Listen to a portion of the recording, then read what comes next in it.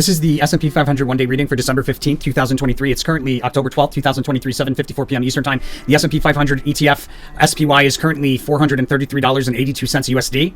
And the shuffle file we're about to play for you for the 15th of December was created on October 5th, 2023 at 9:30 p.m. Eastern Time. That's this video right here.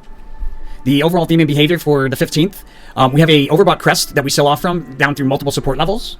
There's cross-reading congruency here where we have an appearance of a high correlation or a high significator card, the 10 of Cups namely, which is the high significator on the 1 month. It appears as the theme card here, indicating that we might very well see a highest high again here. Remember, a lot of sidewaysy behavior going on, and we probably revisit the highs and the lows more than once. So my sense is that what's taking place here on the 15th is at the end of the day, we had of the 14th, we had this lust card. So we either saw this big move out of a low at the end of the day, or we saw it overnight, which is possible because we got this like worry card here, we had the worry card here. Sometimes it'll be like a continuation, but in any case, there should be a pretty big move to the upside there. I missed this cross-reading congruency. Interesting, right? So cross-reading congruency, the Knight of Wands there. So this is significant trade opportunity. It looks like this is probably where I would want to get out, and we'll talk about that in more detail as we progress through the reading. But the behavior on the high side, we have a nullified defeat card, so failed attempt to break through key resistance, decline through key support, but it's nullified, meaning that some sort of chart behavior makes it irrelevant.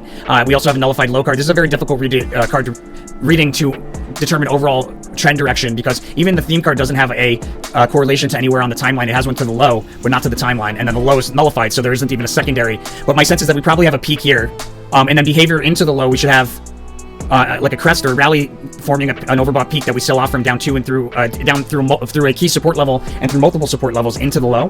But you can see the Ace of Wands here. We just had the lust card at the end of the day, so kind of on the cusp of the 14th, 15th. The lust card is the theme card for the 15th, so that's that cross-reading congruency. But we also have Ace of Wands on the 15th up here at the end of the day and at the beginning of the day on the 18th. So this is where we get really toppy. And then the trade correlation indicates some sort of local high, so it may be pretty mixed, and we might not have a sell-off until the very end of the day. But what I'd want to do is I'd want to get out of my long positions that I accumulated over the last day or so here, probably before 11 o'clock. And before I go any further, guys, really important, make sure to follow that rule of karma, guys. It's the whole purpose of the channel. You do so here on the resources tab of our website, Channel for Traders. 5% of the profits should be donated forward to one of these charities. All you do is click here, super easy. Help cure cancer, help cure Alzheimer's, help save the environment.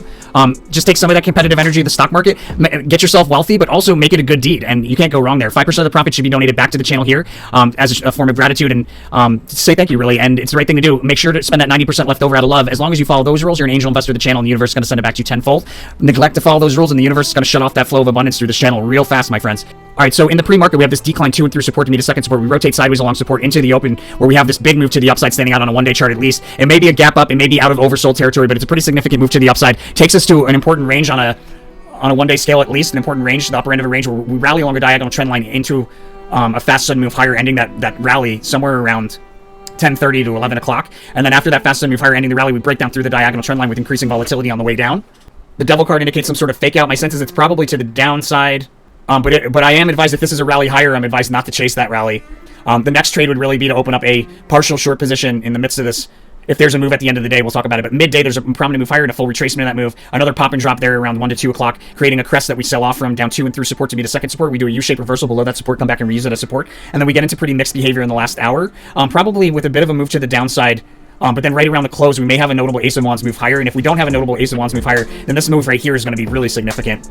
But my sense is in the midst of that move to the upside there, I would probably open up partial short position and then the remainder of that short position there. I left out this cross-reading congruency as well. Interesting.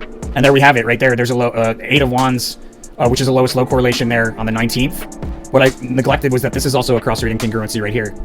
Right, so a lot of back and forth going on, sideways behavior, and that's why we see these highs and lows within close time proximity to each other. But that makes a lot of sense. So end of day, open up partial, look to open up a remainder of that partial short position later on Monday.